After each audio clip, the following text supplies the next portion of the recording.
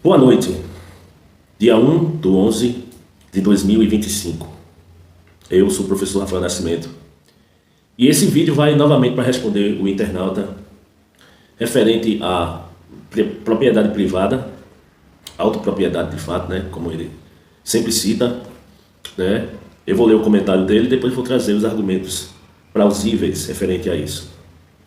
E o que ele colocou em comentário é basicamente algo que de fato me desperta atenção, por mais que ele não se identifique, né? Mas vamos lá. Segundo o Huracan, ele diz a seguinte coisa: o axioma da propriedade, né?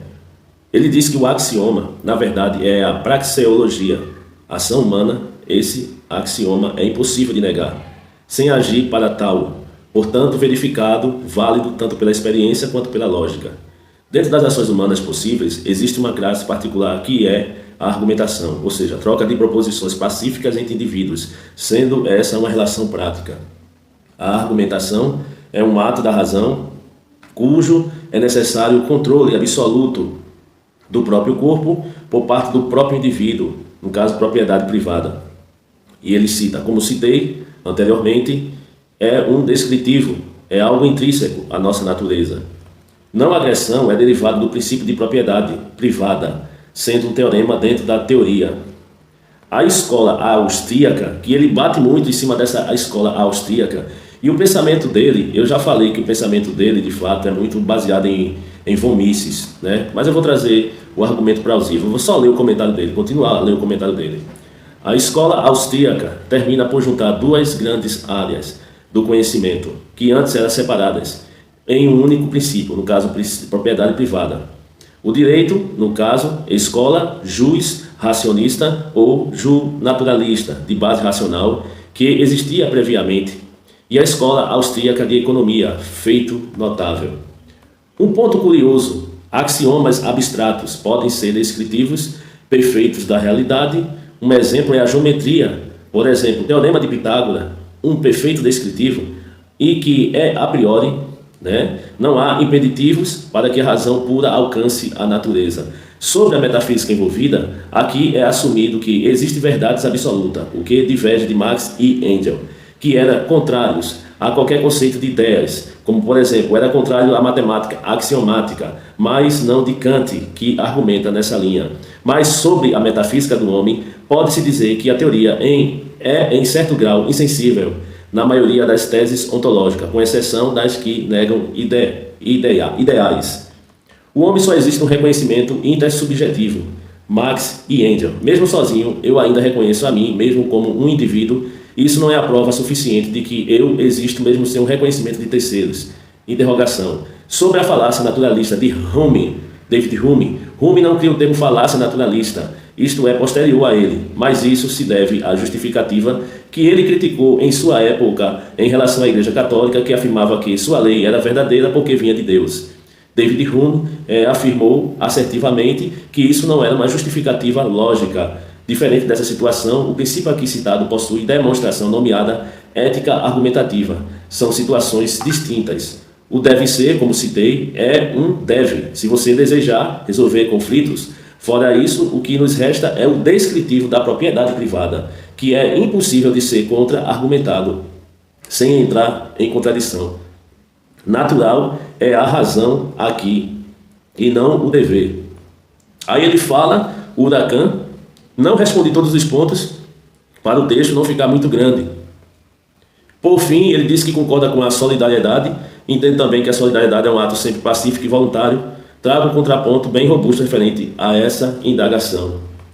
Veja só, eu continuo batendo na mesma tecla referente ao Huracan, e as pessoas que gostam de assistir os meus conteúdos, né, e têm, de certa forma, críticas, né, e eu tenho que frisar aqui, são críticas mais inteligentes, né, e eu aprecio de fato, né, para quem não sabe, eu aprecio críticas inteligentes, eu não aprecio críticas de pessoas que não sabem nem o que está falando, mas críticas inteligentes ou crítica dos argumentos eu aprecio.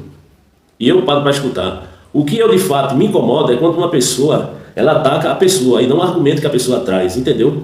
A questão que me incomoda também no Huracan é o anonimato. Eu já falei isso variadas vezes, entendeu? Tem muita gente que me assiste no Brasil todo. Então, assim, o anonimato me incomoda bastante, porque eu sou uma pessoa pública, etc., coloco minhas aulas, né, referente aos meus alunos que me assistem, mas eu estou passivo também a responder pessoas que me acompanham no Brasil todo, referente à questão mais técnica, referente à filosofia, referente à filologia, entre outras áreas do conhecimento. A área que basicamente eu não atuo é português, a parte de gramática, mas a parte já de linguística eu também atuo. Então, assim, eu termino sendo flexível a várias áreas do conhecimento, entende? Então, assim, eu estudo de tudo um pouco. Então, é importante eu falar isso para as pessoas, porque, de certa forma, o Huracan traz um comentário inteligente, mas, a grosso modo, não é desmerecendo ninguém, entendeu? Mas, a grosso modo, as pessoas não vêm com esse tipo de comentário feito o Huracan faz, né? Normalmente são comentários onde as pessoas não sabem separar o pessoal do profissional. E eu sou um profissional da área da educação, então eu tenho que ser respeitado por conta disso. Mas, continuando ao que o Huracan falou, certo? O texto que de fato o Huracan ele trouxe em defesa transparente mesmo da ética argumentativa de Hans Hermann Hoppe, que é o argumento que ele sempre trouxe. Hans Hermann Hoppe, ele se baseou nisso. E esse argumento da ética argumentativa de Hans Hermann Hoppe, que é derivada da praxeologia de Ludwig von Mises, que eu disse para ele, inclusive, que Ludwig von Mises, eu conheço a obra toda dele, né, e que é inspirada também no jus naturalismo racionalista, ou jus racionalismo, né, que propõe a autopropriedade como se fosse um axioma incontestável. Esse argumento que é defendido por Hoppe, né, e por Ludwig von Mises, é o que o Huracan defende, que eu também discordo. Por quê? Porque um dos meus artigos, né, que de fato eu fiz no âmbito acadêmico, é contra inclusive esses argumentos fixistas do Hermann Hoppe, né? E eu fiz um artigo bem robusto referente a Hermann Hoppe, que de fato traz um contraponto interessante referente ao que ele propõe, referente à praxeologia, e também eu refuto os argumentos de Ludwig von Mises, que é outro indivíduo, escritor, professor, etc., que é de direita, evidente, e que de fato defende essa linha. Eu tenho um artigo que refutei ponto a ponto esses indivíduos. E é o que o Huracan, de fato, traz. O Huracan é de direita, né? Isso aí eu não tenho nenhuma dúvida. Mas eu sou da raiz de esquerda, mas não da esquerda marxista, e sim científica. Então difere um pouco, né? Mas eu não sou um indivíduo que defende partidarismo, né? Sou antipartidário. E o que é que acontece? Ele vem tentando reforçar em cima do argumento de von Mises e Hermann Hoppe o argumento a qual ele defende, que é a autopropriedade ou propriedade privada, né? E no caso o Ludwig von Mises, né, que é inspirado na linha jusnaturalismo racionalista, né, que propõe a autopropriedade como axioma incontestável, fundamento de toda a ética e legitimidade de propriedade. Então a gente vai começar a construir criticamente aqui, né, fundamentos ontológicos, lógicos e éticos políticos, sem recorrer, ao meu ver, né, a argumentos frágeis ou meramente morais, né? Então vamos trazer um contraponto referente ao que de fato foi trazido pelo Huracan, né? Então o Huracan afirma no texto que a praxeologia é um axioma irrefutável, pois, segundo ele, negá-la exigiria agir, e agir confirmaria o próprio axioma. Isso é o que o Huracan fala. No entanto, essa estrutura lógica é tautológica. Vou repetir. Essa estrutura que ele tenta defender é tautológica. Ou seja, é uma estrutura que confunde a validade performativa, que é o agir confirma que há ação, com validade ontológica, que é o agir confirma que a ação tem determinado sentido moral. Entende o que eu quero dizer? Como é totalmente contraditório o argumento que o Huracan traz? Dizer que agir é inegável não implica que agir implica direito de propriedade sobre o corpo. Isso não tem nada a ver. Isso é uma mudança ilegítima de categoria. Uma passagem do descritivo, né, que a ação, ao normativo. A ação implica direitos. É uma coisa totalmente distinta. Você percebe isso? É justamente aqui que o argumento incorre na falácia naturalista, que o próprio autor ele tenta negar, deduzir um dever ser, no caso, deduzir um dever ser, no caso a autopropriedade, a partir de um ser, no caso a ação. São coisas distintas, certo? O David Hume que ele citou, David Hume ele mesmo já advertia a seguinte coisa: nenhuma observação sobre o que é pode derivar uma conclusão sobre o que deve ser. E ele continua, sem uma ponte justificativa. Hoppe, ele tenta contornar isso por meio da performatividade. Ele tenta, o Hoppe que ele está defendendo, Hoppe que ele utiliza a inspiração de Hoppe para argumentar em comentários, ele tenta contornar isso por meio da performatividade, mas ele continua dentro do mesmo salto lógico. Veja como isso aqui é contraditório. Eu poderia terminar o vídeo aqui, porque é muito contraditório ele querer simplesmente dizer que agir é inegável. Não implica que agir implica direito de propriedade, uma coisa não tem nada a ver com a outra, sobre o corpo. Isso é uma mudança totalmente ilegítima de categoria. É uma passagem que uma pessoa que faz parte especificamente do que a gente chama da filosofia, a gente sabe que uma passagem do descritivo, que é uma ação, uma ação, ao normativo, que a ação implica direito. Isso uma coisa não tem nada a ver com a outra. É complicado. Aí, veja, outra coisa que eu vejo é a contradição dele entre o que é universalismo racional e particularismo histórico. Veja, vou repetir. A contradição do Lacan entre universalismo racional e particularismo histórico. A teoria da autopropriedade se apresenta como universal, mas ela emerge dentro de um contexto cultural e histórico específico, a modernidade liberal europeia. A noção de indivíduos, por exemplo, autônomos, isolados e proprietário de si é um produto histórico do capitalismo e do iluminismo, não uma verdade a priori da razão. Já começa por aí, certo? Antropologicamente, o eu proprietário é uma construção moderna. Em muitas sociedades, a identidade é relacional e coletiva. A pessoa é em função da comunidade e não contra ela. Assim, a autopropriedade a qual ele defende é menos uma descoberta, certo? É menos uma descoberta racional e mais uma metafísica burguesa da autonomia, projetada como se fosse um princípio universal, e não é. Quer ver um exemplo do autor que eu disse que ele defendia, o Lacan? Karl Polanyi, em Grande Transformação. Preste atenção no livro que eu já indiquei como referências bibliográficas. A Grande Transformação, que foi escrita em 1944, diz: a economia liberal naturaliza o que é, de fato, um arranjo social historicamente datado. Está no livro, é só ele ler o livro da Grande Transformação de 1944, que eu tenho, fiz questão também de ler, e que vai trazer esse contraponto. A questão que eu observei também no argumento do Lacan, o erro epistemológico da praxeologia que ele tanto falou, o erro epistemológico da praxeologia. Veja só, a praxeologia, base do argumento, parte da ideia de que a ação humana é, a priori, e logicamente necessária.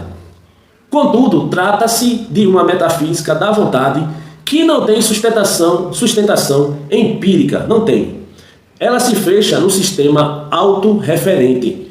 Tudo o que se faz é lido como ação racional e qualquer crítica é considerada autocontraditória. E esse método ignora o que a filosofia contemporânea de Marx e também de Foucault, de Marx a Foucault, mostrou. As ações humanas são mediadas por estruturas de poder, de linguagem inconsciente e ideologias. Vou repetir o que de Marx a Foucault mostrou, e artigo em livros e que reflete isso que eu estou falando. Que ele diz que as ações humanas são mediadas por estruturas de poder, linguagem inconsciente e ideologias. Logo, vírgula, A ação não é um dado puro da razão, mas um produto socialmente condicionado, aonde diz que o homem não é proprietário de si, é produzido por relações sociais. Quem fala isso, sabe quem é? É Louis Althusser, que ele escreveu o livro Ideologia e Aparelhos Ideológicos de Estado. Repetindo, Louis Althusser, né, que ele escreveu o livro Ideologia e Aparelho Ideológico de Estado. Referente ao que o Lacan falou sobre o corpo e a intersubjetividade, que ele falou isso aí. Veja só, o Lacan, ele vem com um argumento que, ao meu ver, é contraditório. Por quê? O autor, ele nega a frase marxiana: o homem só existe no reconhecimento intersubjetivo, alegando que, mesmo sozinho, ele reconhece a si próprio. Mas essa objeção, que a consciência de si é linguística e relacional. O próprio eu é uma estrutura simbólica mediada pelo outro. Sem linguagem e, portanto, sem relação com o outro, não há pensamento reflexivo. Logo, não há o eu proprietário como o Lacan defende. A ideia de autopropriedade é uma ficção cartesiana de um sujeito isolado e autoconsciente que, na prática, não existe. E aí vem uma frase que eu acho tão lindo que reflete isso. O eu é um outro. Um eu é um outro, de Ribaldi. Toda a consciência de si é mediada pela consciência de outro. Engel, Fenomenologia do Espírito. Se você ler esse livro, você vai entender o que eu estou falando. Engel, Fenomenologia do Espírito. Ele diz: toda a consciência de si é mediada pela consciência do outro. O eu é um outro, Ribaldi. Certo? Referente à questão da solidariedade e reciprocidade como fundamento ético superiores. Veja o que eu vou falar aqui. O Lacan, ele conclui e reconhece a importância da solidariedade, mas reduzindo a um ato voluntário e pacífico, sem obrigatoriedade moral. Porém, sem um princípio ético de responsabilidade mútua, a solidariedade se torna opcional nesse caso. E a sociedade vira apenas um agregado de vontades proprietárias. Em oposição, filósofos como Emmanuel Levinas e Jürgen Habermas mostram que a ética, certo, nasce no encontro com o outro, não na defesa do próprio corpo. Palavras do Habermas e do Emmanuel Levinas, certo? Dos dois. A moral não é consequência da propriedade, mas da relação. Justiça começa no rosto do outro. Quem fala isso é o Levinas. O consenso racional exige reconhecimento recíproco, não isolamento proprietário. Habermas. São dois indivíduos que trazem o contraponto referente a isso. Então, o que a gente pode concluir diante de tudo isso? O axioma, né, que o Lacan está tentando fundamentar aí, o axioma da autopropriedade, ele pretende ser uma verdade racional indiscutível, mas, todavia, é, na realidade, uma ideologia racionalizada, um espelho do individualismo moderno, elevado à condição de lei natural. Ela substitui a comunidade pela competição, o vínculo pelo contrato e a ética pela propriedade. O homem proprietário é, em última análise, o mito fundador do liberalismo, uma ficção metafísica que se apresenta como evidência lógica. Então me desculpe, meu Lacan, meu amigo, procure argumento mais sólido, porque isso daí que o senhor apresentou é sem fundamento, viu? Com todo respeito, é sem fundamento. Abaixo desse vídeo vai, de fato, estar as devidas referências bibliográficas a qual eu utilizei para fundamentar tudo que eu falei aqui, né? Porque eu sou um cara que eu estudo muito. Então, tá aí mais um vídeo aonde eu trago o contraponto e a refutação referente mais um vídeo e uma tese do Huracan, né, que defende a propriedade privada sem fundamento nenhum. Né? Então é por isso que eu digo, as pessoas elas podem vir com fundamento, agora com fundamentos, com bases lógicas. Com bases em lógica fica difícil, né? Um abraço do professor Rafael Nascimento.